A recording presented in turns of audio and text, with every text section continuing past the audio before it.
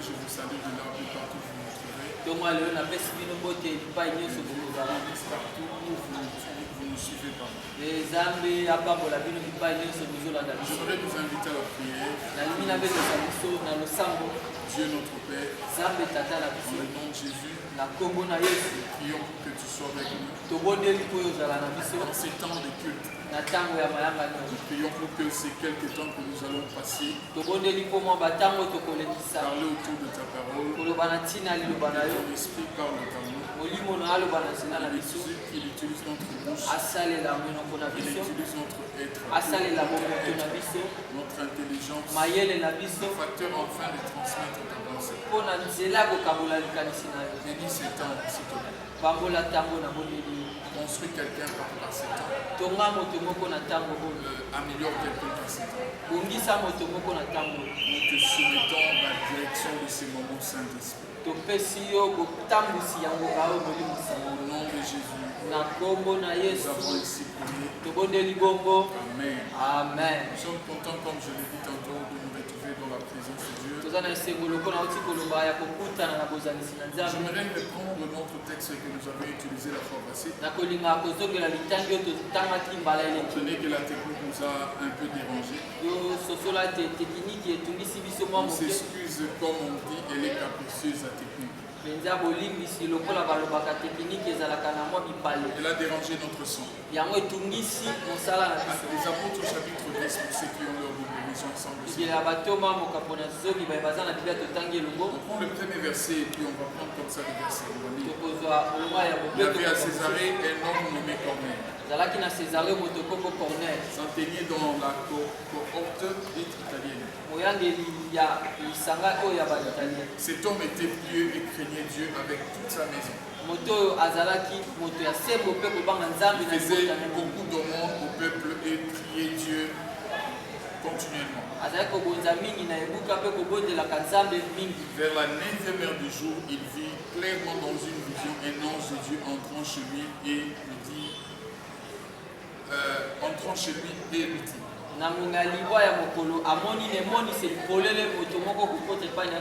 je saute cette partie et puis je vais, mais c'est tout le chapitre qui nous intéresse. Le temps, je ne vais pas toucher tous les chapitres, lire tous les chapitres, je vais prendre le dernier verset. J'ai pris le premier verset du chapitre et le tout dernier verset. Verset 44, la Bible dit, comme Pierre prononçait encore ces mots, le Saint-Esprit descendit sur tous ceux qui écoutaient la parole. Tout le fidèle circoncis qui était venu avec Pierre fut étonné de ce que le don du Saint-Esprit était aussi répandu sur les païens.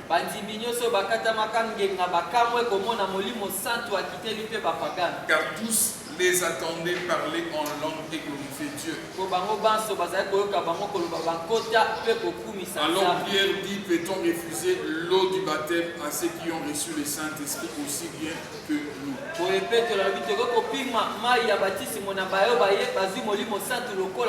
Donc c'est les quelques versets que nous avions lus. Mais en commençant, je voudrais dire que j'ai beaucoup aimé la beauté du texte. La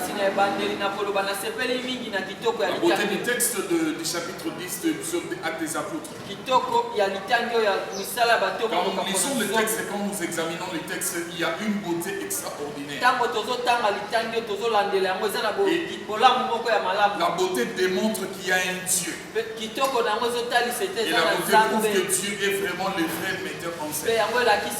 Le texte commence en disant ceci. Et Pierre a reçu une vision. Et puis après le texte évolue. La Bible, on dit Corneille a reçu une vision. Le texte évolue. Quand Corneille se réveille, Dieu donne à Corneille des exactitudes et précisions. Il donne à Corneille même de l'adresse où Pierre résidait, il dit à Corneille, envoie des gens pour qu'ils aillent chercher Pierre.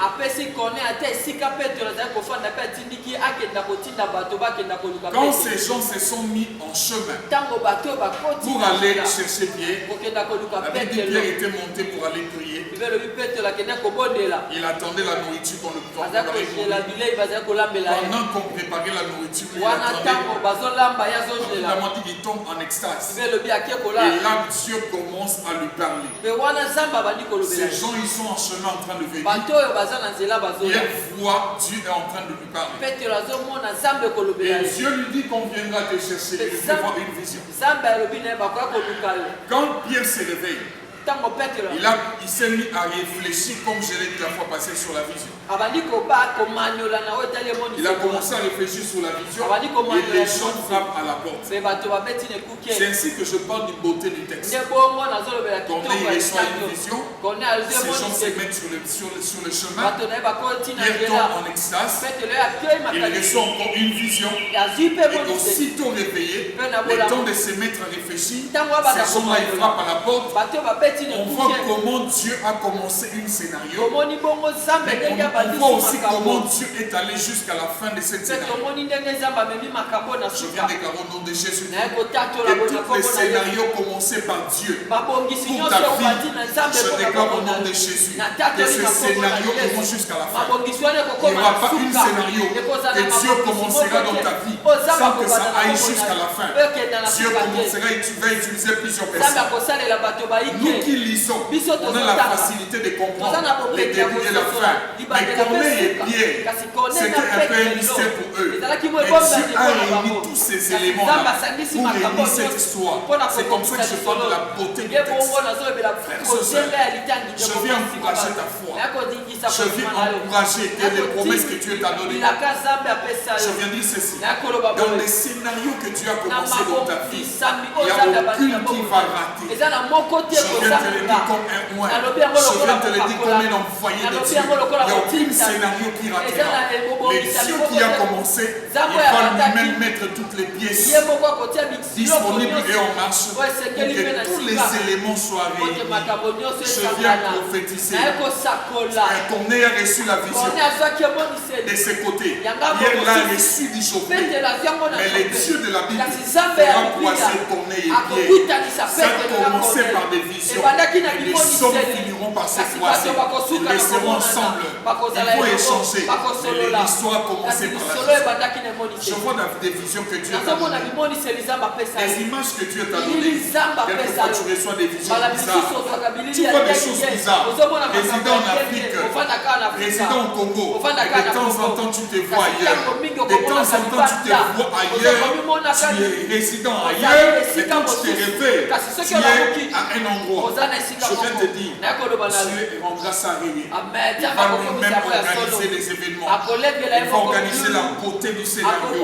Tu te retrouveras un jour dans l'accomplissement de tes visions. Tu seras comme Joseph, un jour en Égypte. Tu ne prieras pas ces jours-là, mais tu verras des hommes venir se prosterner devant toi. Ils t'appelleront Seigneur, sans que tu pries, sans que tu leur demandes de le faire. Ils seront prêts à accomplir une vision que Dieu t'a donnée il y a des années lointaines. Dieu même va les attester parce qu'il est le metteur en scène et celui qui accomplit des scénarios qui réalise, qui met fin au scénario, qui amène ça jusqu'à la fin. Frères et sœurs, je disais la fois passée, pendant que Pierre réfléchissait, ça c'est un élément qui il est en train de réfléchir sur la vision. Et puis il attend, on frappe à la porte. Donc il n'avait pas encore fini de réfléchir. Dieu envoie des gens pour qu'ils frappent à la porte. Ça c'est ce que Dieu va commencer à faire. Il y a certaines visions, il y a certaines prophéties. On ne se mettra pas à réfléchir. On ne se mettra pas à attendre longtemps. Les temps juste de chercher à comprendre qu'est-ce que Dieu veut me faire comprendre. Qu'est-ce que Dieu Dieu m'a parlé, les temps justes de réfléchir, les dieux de la Bible fera accomplir ce qu'il t'a envoyé, ce qu'il t'a dit dans une vision. Un élément dans la vision de Pierre qui m'a fait du bien. C'est dans le verset 12. Qui m'a fait du bien. Le verset 12 du chapitre 10 des Actes des Apôtres. La Bible dit, je lis le verset où il s'est trouvé tous les quadrupèdes de la terre et tous les oiseaux du ciel. Dieu a montré à Pierre toutes les espèces impures. Sur cette vision, il lui a montré un tissu qui descendait du ciel. Et sur ce tissu-là se trouvaient toutes les espèces que des juifs appelaient impurs. Et Dieu lui a montré, Pierre a dit non, moi je suis un juif. Nous en réalité on ne consomme pas, on ne touche même pas des choses impures. Dieu lui a dit, n'appelle pas impur des choses que moi Dieu j'appelle. Dans ce verset je vais dire quoi? Dieu lui a montré toutes ces espèces. Ça veut dire par ces versets, le Saint-Esprit me pousse à comprendre. Il n'y a pas une race sur la terre. Il n'y a pas un homme sur terre qui restera impur totalement pour Dieu. Il n'existe pas cet homme-là. Il n'existe pas cette race-là. Quelle que soit la race, quand une race est exposée à la parole, quand une race est exposée devant Christ, cette race finit par devenir pure. Les saluts viennent de Juifs, mais les saluts ne restent pas seulement pour les Juifs. Dieu a ouvert les champs. Dieu a ouvert les saluts. Les rideaux ont été déchirés. Les jours où le Seigneur est mort, les rideaux du temple ont été déchirés. Dieu a permis aux races, Dieu a permis aux humains, tous d'entrer pour avoir les saluts. Il n'y a pas une race que Dieu a exclu du salut, qui ne peut pas bénéficier du salut. Il fait descendre des races. Pierre l'a vu, Pierre l'a remarqué, et il a dit à Pierre, tu ne peux pas appeler ce que moi j'aimerais te dire, quelle que soit ta source, quelle que soit ton origine, dont tu es issu de Jésus, même si hier tu as renié Jésus, Dieu t'appelle impur. Si seulement tu crois en Christ, si seulement tu te réponds, et je dis, la Pentecôte est disponible pour toi. Il n'y a pas une race exclue de la grâce. Ça n'existe pas. Même si tu es sorcier, même si tes parents sont sorciers, même si tu as bouffé des gens, même si tu as bu les sangs humains, il n'y en a pas une race qui est exclue du salut. Tout celui qui croit, tout celui qui accepte, tout celui qui confesse, Dieu l'amène au salut. Et quand Dieu l'amène au salut, cet homme a droit de bénéficier à la Pentecôte. Je ne peux pas t'appeler pire, pardon. Si Dieu te voit pire, je ne peux pas t'exclure. Si Dieu te voit éligible, je suis venu te dire, ne regarde pas ton passé. Quelqu'un comme l'apôtre Paul, il a persécuté l'église, il a tué des saints, il a fait brûler les sangs des saints. Mais un jour, Dieu a pris Paul, il a fait de lui un homme pur, il a fait de lui un apôtre de nation, il a fait de lui un apôtre de païen. Dieu a élevé sa vie. Il n'y en a pas un seul apôtre qui a écrit le Nouveau Testament, qui a béni l'église comme Paul, alors que c'était un homme impur. Je viens m'adresser à un impur. C'est possible de recevoir Jésus. Je viens m'adresser à un impur. C'est possible d'avoir Dieu dans ta vie. Je viens m'adresser à un impur. C'est possible à ce que Dieu change ta vie. Est-ce que quelqu'un peut me dire Amen? Amen. Là où tu es, tu peux me dire Amen. Amen. Frères et sœurs, je viens m'adresser à toi. C'est possible à ce que tu crois. C'est possible à ce que Dieu change ta vie. Une réalité de cette texte. Écoute, Césarée inconnue des pieds. Césarée, la ville où Corneille habite. Inconnue des pieds, mais connue de Dieu. Dieu Pierre ne connaissait pas ces hommes. Dans la vision, Dieu vient. Il dit à Pierre, il montre à Pierre des choses. Et puis on vient chercher Pierre. Dieu lui dit clairement, n'hésite pas de partir. Vas-y, pas avec ces gens. Ils sont venus te chercher. Mais Pierre ne les connaissait pas. Les gens de Jérusalem, si je peux aller plus loin, certains ne connaissaient pas ces hommes. Mais c'était connu de Dieu. Tu n'as pas besoin de voir. Tous les humains, on se bat. On se dit non, le président ne me connaît pas. Le gouverneur de la ville ne me connaît pas. Tel ministre ne me connaît pas. Telle autorité ne me connaît pas. Et ça constitue les soucis pour toi. Tu t'es mis à réfléchir. Je suis venu te dire que tu es connu de Dieu. Tu n'as pas besoin d'être connu des gens pour que Dieu te lève. Non, tu n'as pas besoin de ça. Tu n'as pas besoin d'être connu. Je vais même chez Joseph. Il n'était pas connu de Dieu. Il n'était pas connu de Pharaon. Mais Dieu s'est arrangé des choses pour que Joseph croise Pharaon. Des gens que tu ne connais pas. Des gens avec qui tu n'as pas de relation. Je viens prophétiser. Tu croiseras ces choses. Tu parleras avec ces choses. Tu resteras avec ces gens.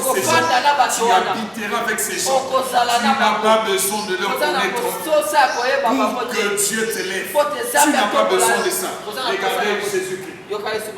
Il n'était pas connu de la femme de Ponce Pilate. Il n'était pas connu d'elle. Mais la nuit, Dieu vient. Il montre à cette femme qui était Jésus. Et quand la femme s'est réveillée, elle va voir son homme. Elle dit à son homme, ne touchez pas à cet homme-là que vous avez arrêté. Ne lui faites pas de mal parce que c'est un innocent. Avant ces jours, avant ces songes, Jésus n'était pas connu par cette femme. Tu n'as pas besoin. Dieu ne t'amènera pas seulement loin parce que tu es connu par plusieurs. Je vais parler à un inconnu. Je vais parler à quelqu'un qui n'est pas connu. Toi, ton agenda, ton carnet d'adresse n'est pas rempli. Mais Dieu m'envoie te dire, il t'amènera loin. Le seul carnet d'adresse pour toi, c'est Dieu. Le fait que Dieu soit venu dans ta vie, ton carnet d'adresse est rempli. Le seul carnet d'adresse pour toi, c'est Dieu. Dieu amènera ta vie loin. Dieu, je dis, amènera ta vie loin. Tu seras connu de Dieu. Tu es plutôt connu de Dieu. Et les hommes n'importe peu pour que Dieu t'amène loin. Je lis ces textes pour te parler de l'apôtre. La fois passée, je lis ceci. À chaque fois que les vies sont exposées à la parole, à chaque fois que les vies sont exposées devant Jésus, il y a quelque chose qui arrive dans la vie de Dieu. Lisons le verset 38 de ces chapitres. Le verset 38 de ces chapitres, lisons ensemble, s'il vous plaît. Là où tu es, lis le verset 38, un verset connu de tous ces chapitres avec moi. Le verset 38, s'il vous plaît. Il dit ceci. Vous savez comment Dieu a oint du Saint-Esprit de force pardon. Jésus de Nazareth qui allait de lieu en lieu, faisant du bien et guérissant tous ceux qui étaient sous l'emprise du diable. Car Dieu était avec eux. Ça veut dire quand Christ vient dans une vie. Je l'ai dit la fois passée, mais aujourd'hui, je vais expliquer ce verset. Quand Christ vient dans une vie, nous devenons des candidats de Dieu pour expérimenter la Pentecôte. Celui qui expérimente la Pentecôte, il cesse d'être un homme naturel. Il devient un homme surnaturel. Quelquefois les hommes se battent, ils cherchent les surnaturels. Quelquefois les humains se battent, ils cherchent à être mystiques. Je vais te dire, devenir mystique, c'est avoir le Saint-Esprit en toi. Celui qui a le Saint-Esprit sur lui, celui qui a le Saint-Esprit dans sa vie, il est déjà devenu mystique. Ne cherche pas autre chose en dehors du Saint-Esprit. Et quand tu as le Saint-Esprit, cherche à développer la relation avec lui. Cherche à développer l'intimité avec lui. Celui qui fait grandir son intimité connectivité avec le Saint-Esprit, il devient mystique, il devient spirituel, il devient surnaturel. On ne te trompe pas. Il n'y a pas de choses à faire pour devenir surnaturel avec Dieu. Pour devenir surnaturel avec Dieu, on doit juste devenir des amis du Saint-Esprit. On doit juste devenir des gens qui aiment le Saint-Esprit, des gens qui passent le temps avec le Saint-Esprit. Le verset dit ceci. Jésus allait de lieu en lieu, faisant du bien et guérissant des gens. Il les enlevait sous l'emprise. Frères et sœurs, retiens ceci.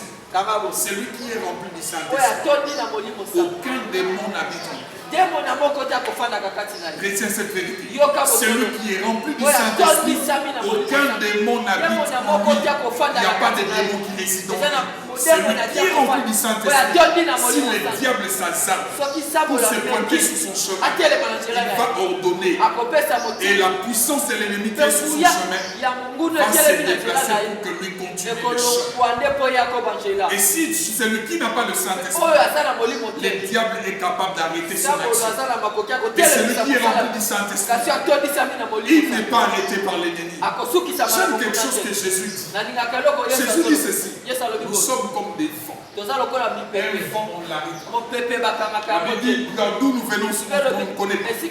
Là où nous sommes en train de partir, on ne connaît pas. Un vent n'est pas arrêté. Et l'un des symboles du Saint-Esprit, le Saint-Esprit est aussi signifié comme un vent. Le Saint-Esprit est aussi symbolisé comme un vent. Nous sommes comme des vents. Le diable n'arrête pas nos vies. Le diable n'a pas le droit de bloquer nos vies. Parce que nous sommes comme des vents. Je mérite t'inciter, te stimuler à aimer la vie de l'esprit. Et la vie de l'esprit, on ne reçoit que comme on a Jésus. La vie de l'esprit, on ne reçoit que comme Christ vient dans nos vies. Aucun homme sur terre, il n'existe pas que Dieu peut refuser le Saint-Esprit. Il n'y a aucun homme sur terre, il n'existe pas que Dieu peut refuser la Pentecôte. Mais j'ai dit la condition majeure de la Pentecôte, c'est l'acceptation de Jésus. Pierre, quand il arrive chez Corneille, il s'est mis à parler de la personne de Jésus.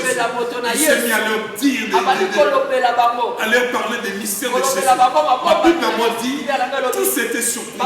Les frères qui ont accompagné Pierre, les frères des Chopés, ils étaient surpris de voir les païens être baptisés du Saint-Esprit. Des gens qui étaient appelés des amis, des gens que Dieu appelait des disqualifiés autrefois. Mais les frères exposaient leur vie devant la parole, devant Christ. Ils ont exposé leur vie. Dieu les a baptisés du Saint-Esprit. Je m'adresse à toi. Toi qui me suis, et partout où tu es, même si tu es sorti de la famille du plus grand sorcier, tu es éligible à Dieu. Si seulement tu es sorti, tu vivras la Pentecôte. Si seulement Christ vient dans ta vie. Dieu m'envoie comme Pierre. Je viens te parler de la personne de Jésus. Je viens te dire qu'il y a quelqu'un qui a vécu sur terre. Il était fils de Dieu. Il était Dieu lui-même au même moment. Il était un homme. Et il était Dieu sur terre au même moment. Quand il se promenait, il avait l'humanisme en lui, l'humanité en lui. Il avait la divinité en lui au même moment. Si tu reçois cet homme, tu n'as pas besoin de les connaître pour les recevoir. C'est lui qu'on les reçoit par la foi. Si tu crois ce que je te dis, tu crois au parole que je te dis, tu reçois Jésus. Quelle que soit ta source, quelle que soit ta nature, tu vivras la Pentecôte. Le Saint-Esprit viendra sur toi. Et quand il vient dans ta vie, voici la particularité, la spécialité. Il commence par pardonner tes péchés. C'est que j'aime. Les péchés que Dieu pardonne, ça n'existe plus dans sa mémoire. Il efface ces péchés-là. Il les enlève. Il les oublie. Il te voit pur. Et quand lui te voit pur, ça n'empêchera jamais le Saint-Esprit de venir sur toi. Frères et sœurs, tu as besoin du Saint-Esprit pour faire face au combat des ténèbres. Tu as besoin du Saint-Esprit pour te relever. Tu as besoin du Saint-Esprit pour que ta vie s'élève. Quelqu'un a dit, le plus grand problème de l'Afrique, c'est la sorcellerie. Le plus grand problème de l'Afrique, c'est qui bloque l'Afrique à se développer, c'est la sorcellerie. Moi ce soir, je viens dire, ce matin plutôt, je viens dire, le remède ou la solution de l'Afrique c'est Jésus. Il n'y a pas quelqu'un, il n'y a pas une chose qui peut ôter la puissance de la sorcellerie en dehors de Jésus. Donc si l'Afrique veut se développer, toute l'Afrique doit croire en Jésus et l'Afrique doit expérimenter la Pentecôte. Si l'Afrique expérimente la Pentecôte, l'Afrique va décoller. Je viens parler aux autres peuples. Je commence par mon peuple, le peuple du Congo. Je viens parler au peuple africain. Si la sorcellerie domine notre continent, il n'y a aucun appareil que les Blancs fabriquent. Il n'y a aucune machine que les Blancs fabriquent contre la sorcellerie. La meilleure machine qui paralyse la puissance de la sorcellerie, c'est Jésus de Nazareth. Si tu le reçois, Jésus amènera la Pentecôte dans ta vie. Et une fois que la Pentecôte vient sur toi, tu deviens un homme surnaturel. Tu deviens un homme différent. Tu deviens non pas comme les autres hommes. Et là, ta vie change. Les liens tombent. Les puissances des ténèbres tombent. Les chaînes des ténèbres tombent. Si tu ne crois pas que le Saint-Esprit rend quelqu'un libre, la Bible dit ceci. Jésus, je rentre au verset 38. La Bible dit, vous savez comment Dieu a oint du Saint-Esprit Jésus de Nazareth. La Bible dit, vous savez comment Dieu l'a oint. Il a oint du Saint-Esprit Jésus de Nazareth. C'est lui que Dieu a oint du Saint-Esprit. Crois-moi. La puissance des ténèbres n'agit plus en lui, n'agit plus dans sa vie. Vous savez comment Dieu a oint du Saint-Esprit Jésus de Nazareth. La Bible qui allait de lieu en lieu, celui qui est rempli du Saint-Esprit, même des forces qui exercent sur des lieux, ces forces-là ne peuvent pas exercer dans sa vie. Parce que sur lui, Dieu l'a oint du Saint-Esprit. La Bible a raison quand il dit tout lieu flaira la plante des pompiers. Je vais dans mon possession. Là, Dieu parle aux hommes humains. Dieu ne s'adresse pas à n'importe qui. Dieu parle à ceux-là qui sont humains. Il a dit tout lieu flaira la plante de vos pieds. Dieu a dit je vous les donne en possession. Je viens te dire le remède de ta vie. La solution de ta vie, c'est d'être rempli du Saint-Esprit. C'est de vivre la Pentecôte. C'est d'expérimenter la Pentecôte. Celui qui expérimente la Pentecôte, il peut parler de la liberté. Celui qui expérimente la Pentecôte, il peut parler de la délivrance. Celui qui expérimente la Pentecôte, il peut parler d'être libre devant les diables. Si tu ne me crois pas, dis-moi quel est celui qui était dans la vie de Jésus. Si tu ne me crois pas, dis-moi quel est ce démon qui était dans la vie de Jésus. Le Saint-Esprit que Paul parle, verset 10, qui a rempli Jésus, c'est le même Saint-Esprit qui t'a rempli toi.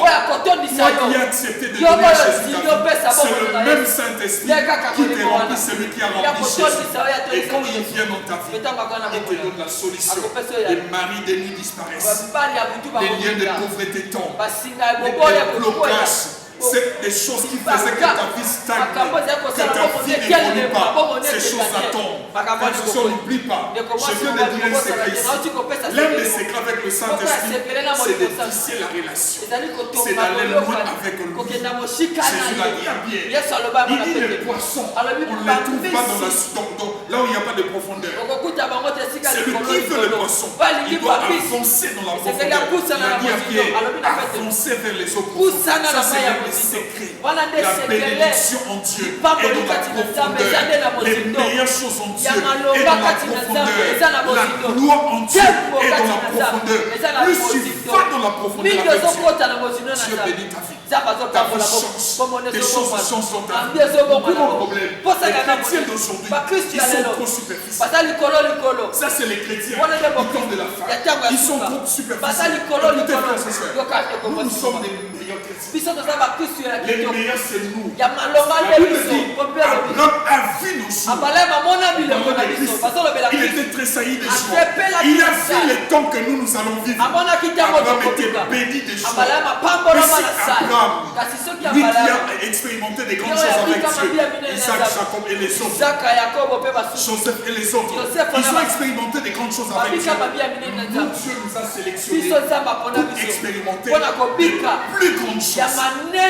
Mais comment, dans notre époque, dans notre dispensation, on arrive à les expérimenter? Notre problème, la plupart des chrétiens, on est superficiel. Dieu nous appelle dans la profondeur. Dieu nous dit, allez-y dans la profondeur. C'est dans la profondeur qu'il y a des meilleures choses avec Dieu. J'aimerais, pour conclure, t'inciter, comme je dis, à aimer la Pentecôte, à expérimenter la vie de l'Esprit. Être chrétien veut dire être spirituel. Être chrétien veut dire devenir surnaturel. Et tu sais, c'est être naturel. Souvenez-vous des apôtres. Les mêmes, on les a amenés des cas. Les cas qui ont échoué. Les mêmes apôtres. Et après la Pentecôte, on les a amenés des cas plus graves que ça. Ils ont donné des solutions facilement. Celui qui veut la facilité doit passer par la Pentecôte. Quand la Pentecôte vient dans ta vie, la facilité commence. Que Dieu bénisse sa vie. J'aimerais t'inviter à t'abonner sur nos plateformes. Des réseaux sociaux. Facebook Kabotchets, sur YouTube Kabotchets. Abonnez-vous sur Kabotchets TV YouTube, sur notre page Facebook. Abonnez-vous massivement et Dieu vous bénira. Et voyons-nous à la prochaine, au prochain culte. Que Dieu nous bénisse.